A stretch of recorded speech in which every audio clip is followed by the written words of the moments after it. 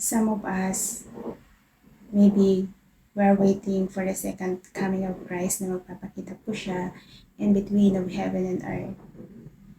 Na we expect na magpapakita siya sa gitna ng lupa at saka ng langit. Pero hindi po diyan magpapakita siya dahil tao po siya. I am the carrier of that soul.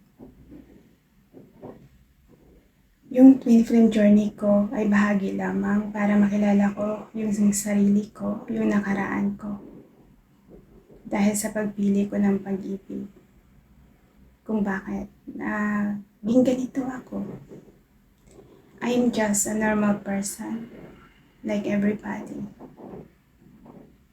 Pero napakatotoo ako sa pag-ibig ko.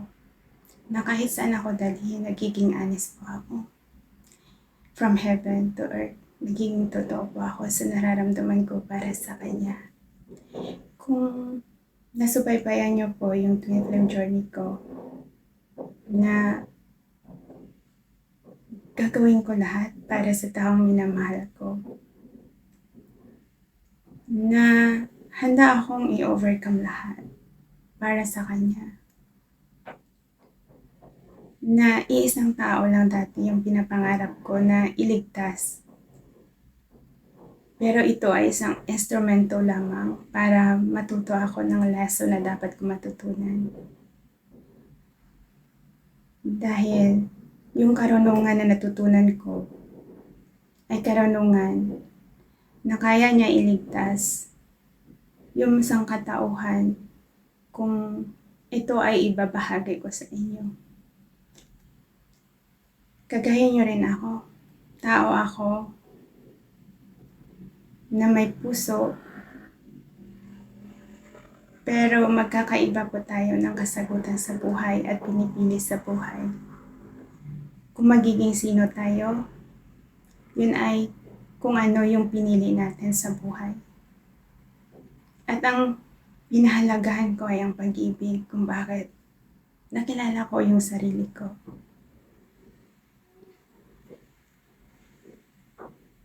I go through the life of Adam and Jesus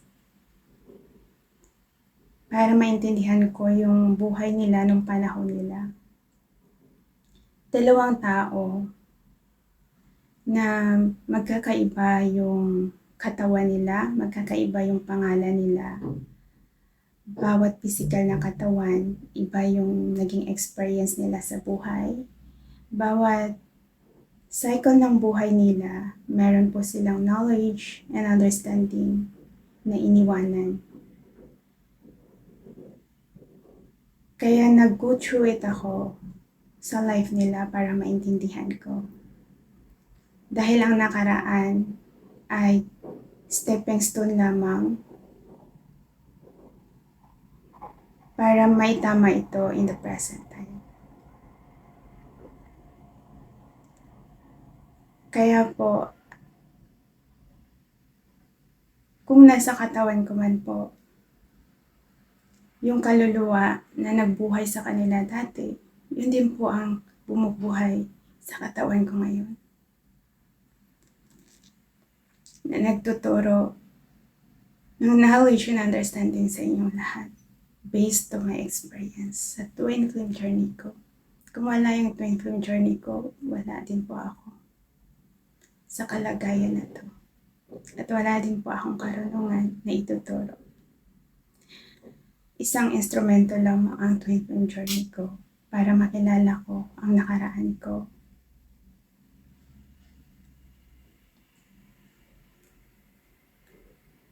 Hindi po ako perfecto at hindi rin po ako banal. Isa lang po ang alam ko na kung magkamali man po ako, handa po ako tumanggap sa pagkakamali ko. At handa din po ako humingi ng kapatawaran. At handa din po akong patawarin yung sarili ko sa mga pagkakamali ko to learn a lesson from my own mistake. Gagaya nyo lang din ako, isang normal na tao Kaya sana wag niyo din limitahan yung sarili niyo na ma-expand yung knowledge and understanding niyo. Si Jesus and Adam, sila yung dalawang tao sa soul history ko na malaki yung ginampanan na papel dito sa mundo natin. Kaya kung ano man po ang sinimula nila, yun lang po ang ipagpatuloy ko. In a life of Adam, nagkaroon po tayo ng temptation. In a life of Jesus, He sacrificed Himself para tubusin yung kasalanan ng sangkatauhan, to prove how much He loved us, kung gaano niya tayo minahal. Kung bakit. In every cycle of life, may knowledge and understanding sa nakaraan. Kaya kung andito man po ako ngayon, yun ay magtuturo pa ako sa inyo para maintindihan nyo deeper yung physical body natin and soul level para ma-purify and to return ourselves in the life of Adam. Kasi si Adam, pure soul siya in pure body at that time bago dumating sa Eve. Kaya kung meron akong knowledge and understanding to continue the life of them, the knowledge na may ibabahagi ko sa inyo ayun ay to bring the soul of us into a purification at magkaroon tayo ng unity sa spirit world. Yun ay ang physical body natin at kaluluwa natin.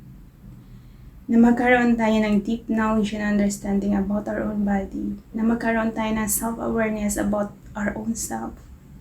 Especially mentally and emotionally. Dahil yung physical na katawan natin at ang soul natin is connected. But kumbaga, merong knowledge and understanding deeper na dapat mas maintindihan natin sa soul level at meron din po sa physical na katawan. Kaya, yung history nila is just like I'm here para i-return, tutulong ako para maibalik kayo doon kung saan nagsimula. That's parang isang cycle siya.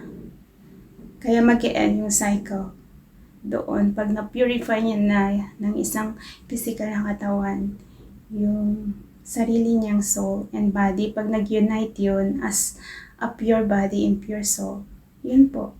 Yun yung time ni Adam nung siya ay nabubuhay. Kaya kung andito man po ako, yun ay sharing my own experience and knowledge sa inyong lahat na makakatulong para mas maintindihan po natin deeper our soul in our physical body. Yung twin flame journey ko ay bahagi lamang o instrumento lamang para matuto ako sa buhay. Na may tama ko yung mga mali ko, na makita ko yung mga mali ko. Dahil kung nasubaybayan niyo yung story ko, yung prayer ng talisman na yun, lahat yun kasi totoo.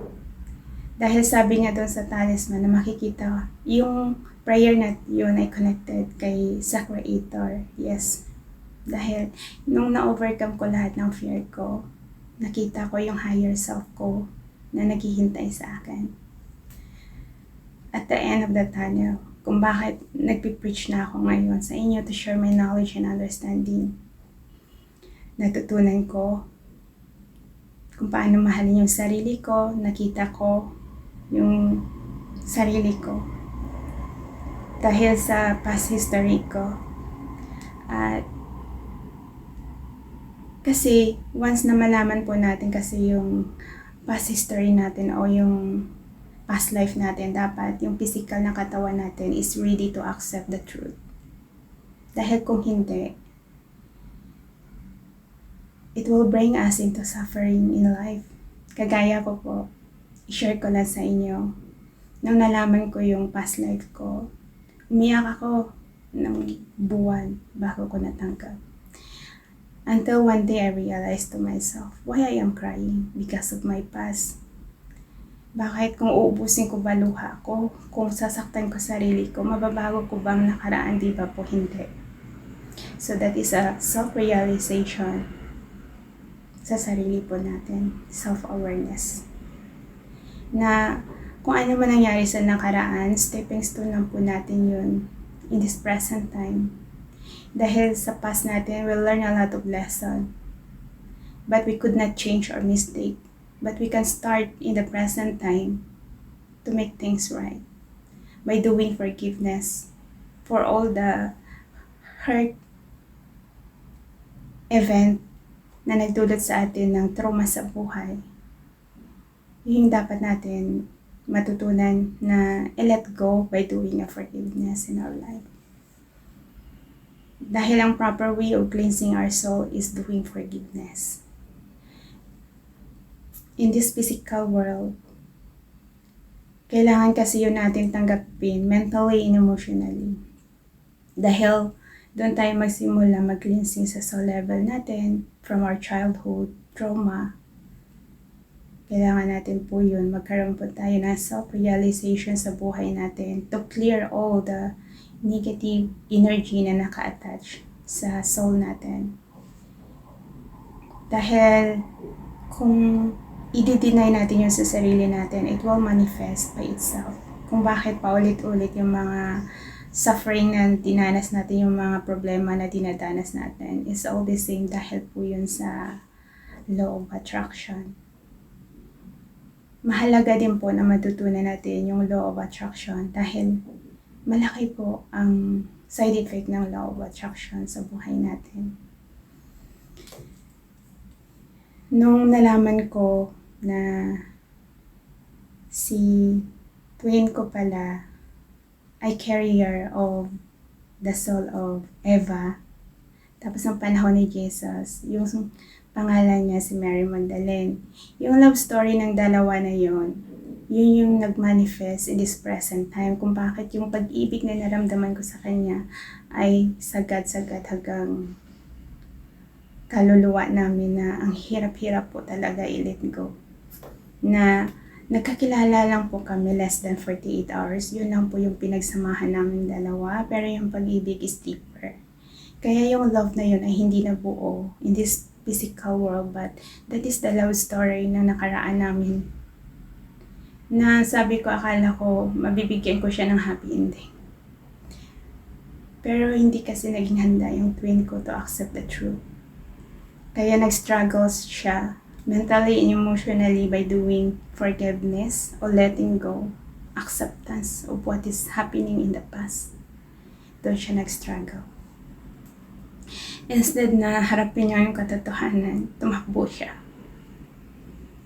Kung bakit hindi niya nagawa ng resolution yung mga nangyari, hindi niya nakuha yung knowledge and understanding sa mga event na nangyari sa buhay namin. Kasi tumakas siya yun. Kaya ngayon, hindi ko nga din alam kung buhay pa po ba siya. Dahil wala na rin kaming communication. 5 beses niya ako iniwan. 5 beses ko din siya pinatawad. Sa pang-anim, wala na talaga. Iniwan niya na talaga ako ng tuluyan kasi wala na kami communication. Kaya kung saan man siya naroroon, ang masasabi ko, I'm so grateful sa kanya dahil sa kanya natuto ako. Dahil sa kanya, kung bakit andito ako. Isang tao lang dati yung pinangarap ko na iligtas. Pero at the end of my journey, kailangan ko mag-preach. To share my knowledge and understanding to help the humanity. At para ma-break ko yung karmic cycle sa buhay ko. To serve the humanity. Ilang beses din ako tumakas. Pero I always return kung saan ako nararapat. Hanggang sa isang araw na kailangan ko harapin yung katotohanan. That is to accept mentally and emotionally in this present body. Dahil po, kailangan ko pahalagahan at tanggapin ko ano yung ngayon ko. Ito yung physical na katawan ko. Ito yung buhay ko. Dapat ko matutunan pahalagahan. Hindi ibig sabihin na kung ano man ang nakaraan ko magiging apektado ako. But kailangan ko matutunan tanggapin ang nakaraan ko, matuto sa mga mali, at gawin yung tama in this present time. That is to cherish the present time of me. Every day, we have an option. Whether we want to be happy or we put ourselves in suffering and pain by thinking yung mga bagay na hindi maganda sa buhay natin. Kaya kung meron akong option every day sa pagising ko, I always choose happiness. Kung meron mga tao na nanakit sa akin, lahat sila pinatawad ko. Dahil gusto kong maging masaya. Sa isang taon na journey ko, to know my own self deeper, umiyak ako isang taon.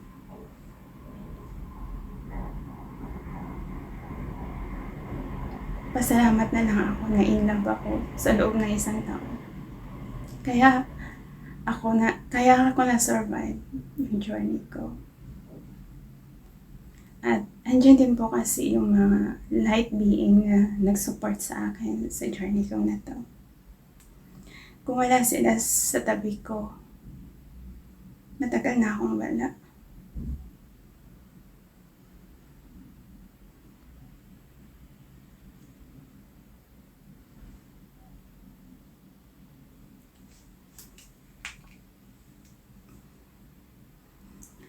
Kaya sana, huwag niyo din limitahan yung sarili niyo. Ako, kagaya niyo lang din naman na tao. Na kung mayroong pagpipilian between material things and love, unahin ko yung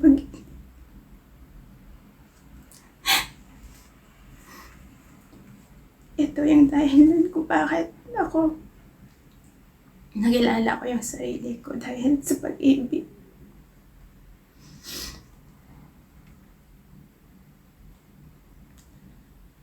At dahil din sa karanasan ko nung panahon na I need to learn a lesson.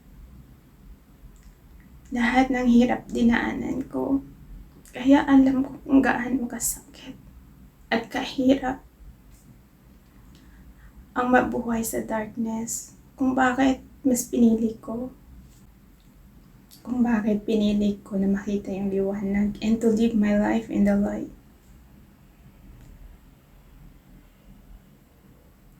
Kung bakit na-survive ko lahat ng yun. Para sa akin, lahat kasi kayo family ko.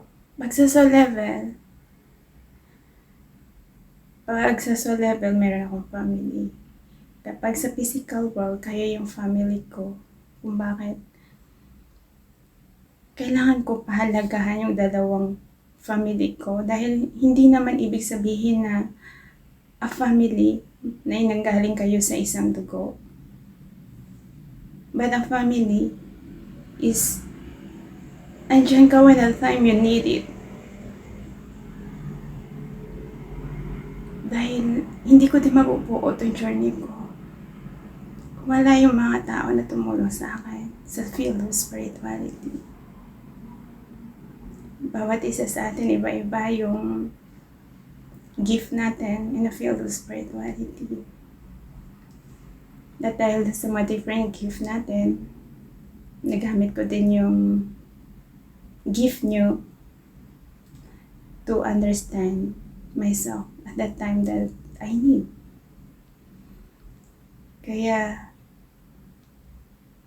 I'm here para i-balance yung dalawang mundo.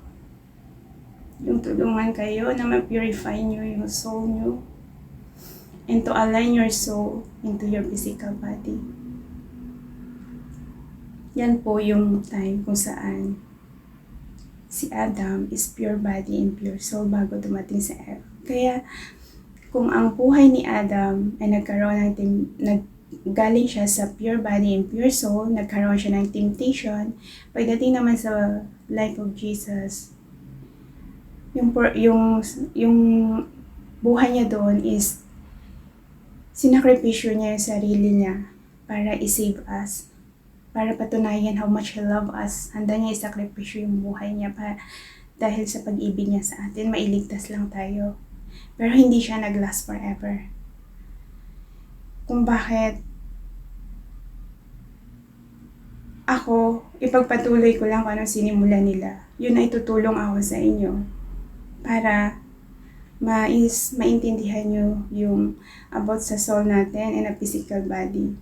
Para ma-align nyo din yung soul nyo at saka physical body to purify your soul and your physical body. So that's the time na maramdaman nyo kung ano yung buhay ni Adam at the time of him. On how to become a pure soul and pure body. Kung ano yung pakiramdam. Na andun ka sa feelings na you feel the feelings na andun ka sa heaven. Dahil kapag maging pure soul, pure body po tayo, doon nyo po maranasan kung gaano kaganda ng buhay. Doon kasi magkaroon ang isang individual na tao ng appreciation of life. At magkakaroon ka ng deep knowledge and understanding o yung self-awareness about your own self. Deep to your soul and your physical body.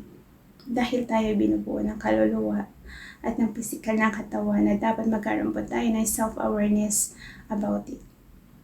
Kaya nandito lang po ako para i-guide kayo to share my own knowledge and understanding. Hindi pa ako perfecto at hindi pa ako banal. Tao po ako kagaya niyo.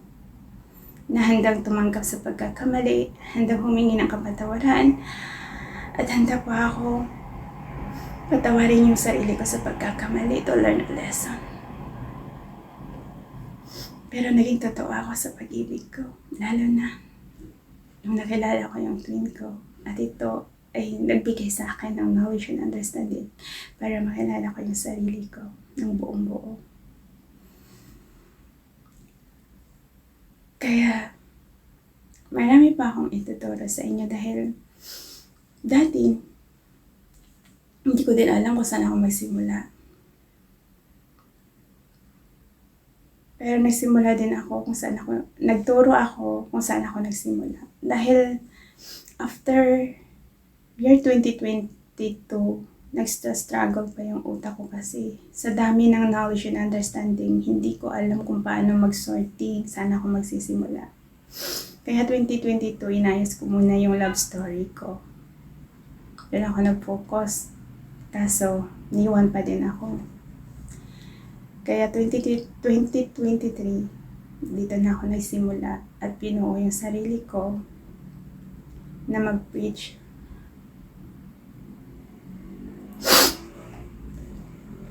Na mag-preach and share my knowledge and understanding. Ito na yung destiny ko eh. Wala pa akong magawa, kundi tanggapin.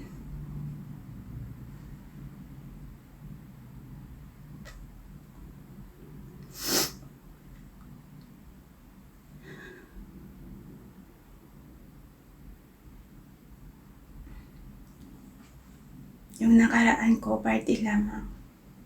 Yung nakaraan. Na nagbigay ng knowledge and understanding to use as a stepping stone in this present time. Kaya, kailangan ko tanggapin at pahalagahan yung physical na katawan ko.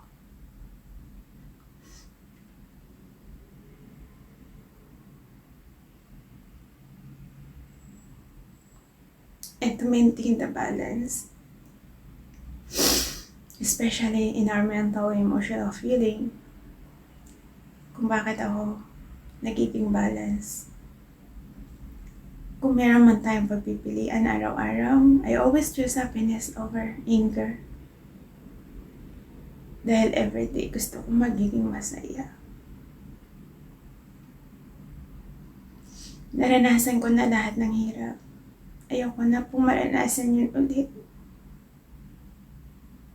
Gusto ko magiging masaya yung buhay ko. Araw-araw.